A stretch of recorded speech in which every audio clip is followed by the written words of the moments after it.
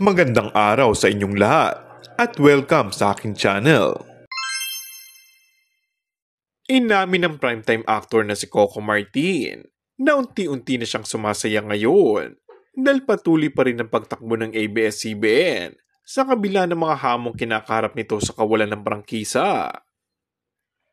Nagpahayag ng suporta at pakikisa ang aktor sa ABS-CBN kaugnay ng inihain na muli mabigyan ng panibagong franchise ang kanyang home network.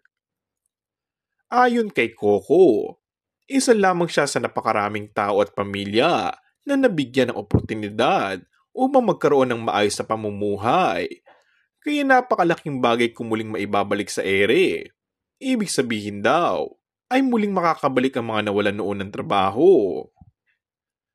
Nagpasalamat din siya sa mga manonood na sa binibigay nitong pag-asa sa istasyon dahil sa kanilang suporta.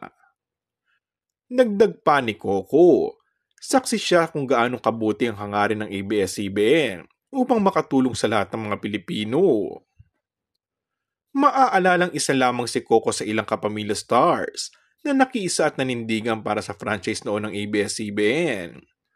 Kabilang narito sina Angel Locsin, Vice Ganda, Jody Santa Maria, Martin Rivera, at mag-asawang Ogie Alcacid at Regine Velasquez.